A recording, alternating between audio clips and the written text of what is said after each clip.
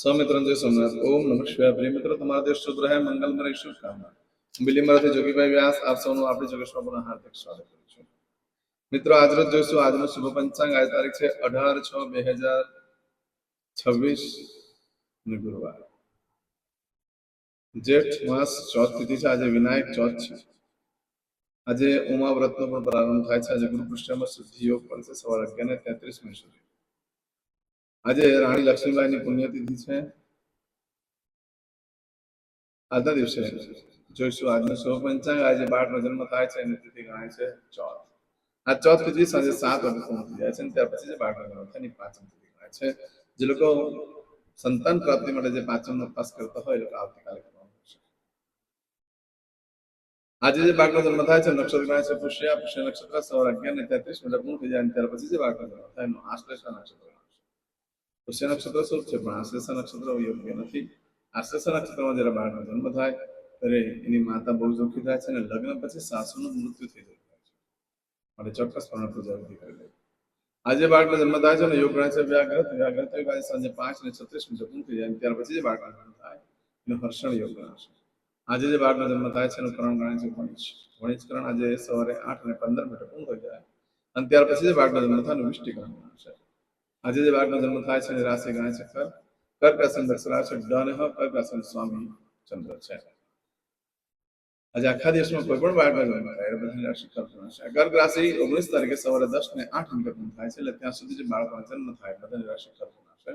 આ રાશિ તિથિ વાર નક્ષત્રો કરણનું બહુ જ મહત્વ છે. મિત્રોનો જેનો જન્મ હોય એની ચોક્કસ પ્રમાણે પૂજા વિધિ કરી લો જેથી કરીને જીવન સરળ બની જાય. આજે જે કોઈ મારા સબસ્ક્રાઇબ મિત્રમાં ઘર પરિવારમાંથી કોઈ પણ સદસ્યની વર્ષગાંઠ છે, મેરેજ એનિવર્સરી છે, એ બધાને મારી ઘણી ઘણી શુભકામના. તમારા જીવનમાં ખૂબ પ્રગતિ ઉન્નતિ થાય. ભગવાન શંકર તમારું બધી મનોકામના પૂર્ણ કરે. સવારમાં ઉઠી આપણી જોગેશ ચેનલ પર જઈ પ્લેલિસ્ટમાં જઈ આજે ગુરુવારનો શુકન જોઈ લો અને તે શુકન કરી લો. આખું વર્ષ તમારું સુંદર થયું.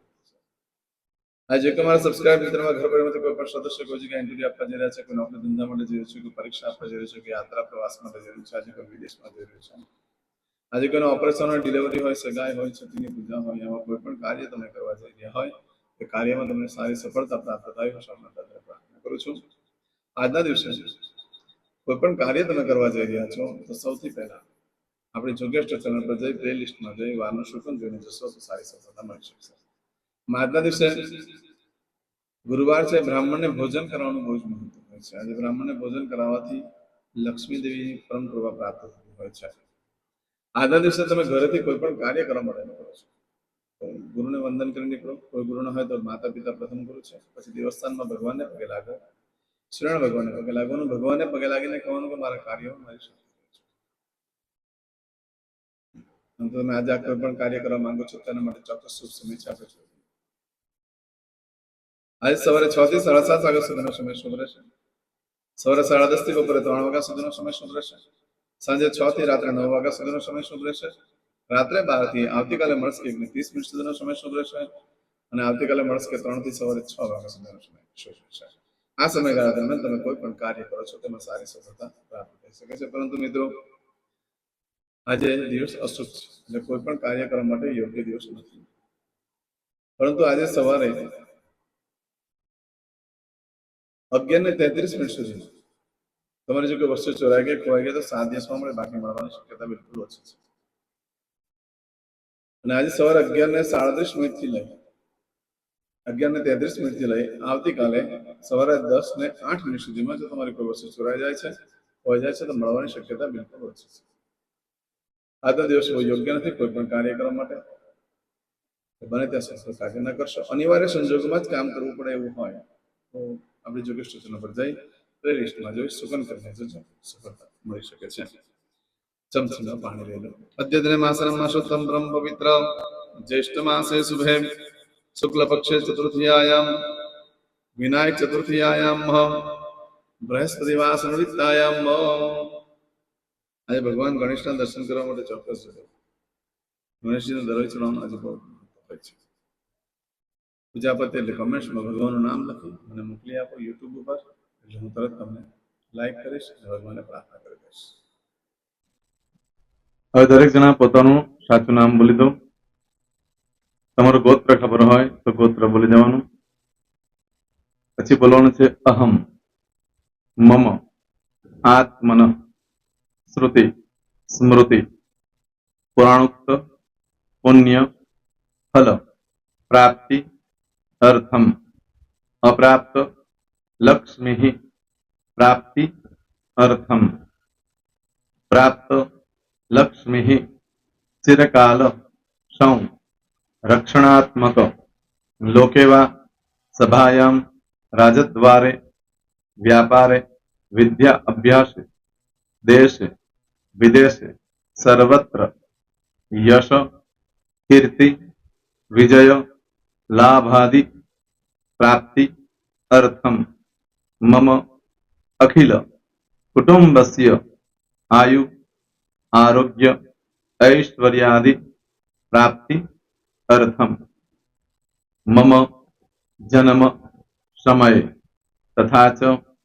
विप्र वृंदानां जन्म समय जन्म कुंडली मध्ये स्थित ग्रहः गोचर ग्रहः महादशा अंतर्दशा प्रत्यंतर्दशा तथा च योग युति दृष्टि मध्ये शुभफल प्राप्ति अर्थम भय रोग शत्रु बाधा दोष मारण तारण मंत्र तंत्र अरिष्ट दोष पीड़ा निवृत्ति अर्थम भूत प्रेत पिशाचादि द्वारा रचित अरिष्ट दोष निवृत्ति अर्थम मम सकल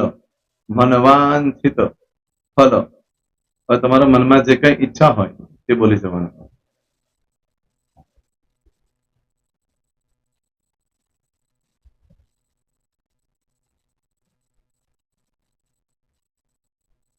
બોલવાનું અનુસારતઃ सकल मनवांछित फल प्राप्ति अर्थम. હવે જે બરકતની પૂજા વાળા છે એ લોકો તો આ બધું બોલવાનું જ હોય છે, એ લોકો માટે કોઈ સ્પેશિયલ નથી. પણ જે લોકોએ હવે જે કહું છું તે લોકોએ જ બોલવાનું, જેના લગ્ન થઈ ગયા હોય એ લોકોએ બોલવાનું છે. મમ દાંપત્ય જીવન મધ્યે સુખાકારી પ્રાપ્તિ અર્થમ પુત્ર પૌત્રાદि સંતતિ પ્રાપ્તિ અર્થમ. આ સંતાન પ્રાપ્તિ વાળા માટે પણ આવી જાય છે એમાં. દીર્ઘ આયુ આરોગ્ય ऐश्वर्यादि प्राप्ति अर्थम तथा च. હવે જેના લગ્ન નથી થયા તે લોકોએ બોલવાનું. મમ જટટી વિવાહ योग प्राप्ति अर्थम विवाह पश्चात दाम्पत्य जीवन मध्य सुखाकारी प्राप्ति अर्थम. હવે જે લોકોને સંતાન પ્રાપ્તિ નથી, જે લોકોને સંતાન પ્રાપ્તિ છે કરવી છે એ લોકોએ બોલવાનું. मम दाम्पत्य जीवन मध्य सुखाकारी प्राप्ति अर्थम तथा च दीर्घ आयु आरोग्य ऐश्वर्यादि समन्वित संतति सुख प्राप्ति अर्थम. હવે જે અભ્યાસ કરી રહ્યા છો છોકરા વિદ્યાર્થીઓ છે તે લોકોએ બોલવાનું છે. મમ વિદ્યા અભ્યાસ મધ્યે ઉત્તરો ઉત્તર પ્રગતિ उन्नति सानुकूलता पूर्वक दिव्य सफलता प्राप्ति अर्थम. और जो लोग विदेश में जवा मांगता हो के सीप में जवा मांगता हो, मतलब भारत देश ने बहार जने धंधो व्यापार करवा मांगता हो ए लोग अथवा विदेश जवा मांगता हो कायम माटे ए लोग बोलवानुं छे. मम जटटी विदेश गमन योग प्राप्ति अर्थम विदेश गमन कार्य मध्य सानुकूलता पूर्वक दिव्य सफलता प्राप्ति अर्थम. आरोग्य वाળા બોલવાનું છે, જેને આરોગ્યની પૂજા આપેલી હોય એ લોકોએ. એમ તો દરેક જણા જ બોલવાનું. બોલો મમ આયુ આરોગ્ય ऐश्वर्यादि प्राप्ति अर्थम.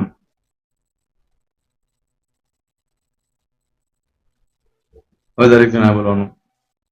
सकल मनवांछित फल प्राप्ति अर्थम अद्य दिने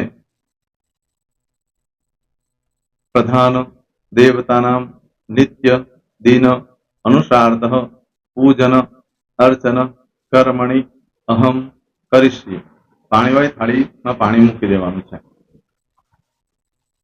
હવે તમારી બધી પૂજા જે મેં આપેલી છે એ પૂજા થઈ જાય, અથવા તો તમે રોજ પૂજા કરતા છો, મારી પાસેથી નથી લઈ ગયા, એ પૂજા થઈ જાય પછી ફરી પાછી ચમચીમાં પાણી લેવાનું. અહીંયા વિડીયોને સ્ટોપ કરી દેવાનું. પૂજા પતે એટલે પાછું આગળનું કરવાનું છે. અહીંયા વિડીયો સ્ટોપ કરી દેવાનો અને પૂજા પતે એટલે બોલવાનું છે વિષ્ણવે વિષ્ણવે વિષ્ણવે નમો નમઃ. વિષ્ણુ સ્મરણા સર્વમ પરિપૂર્ણ અસ્તુ. એતાની ગંધ પુષ્પ ધૂપ દીપ નૈવેદ્ય તામ્ર પ્રદક્ષિણા સહિત પ્રણુ મમ સકલ મનવાંછિત ફલ પ્રાપ્તિ અર્થમ પૂજન અર્ચન પ્રિયદાન નમમ. પાણી મૂકી દેવાનું, પાછું પાણી લેવાનું.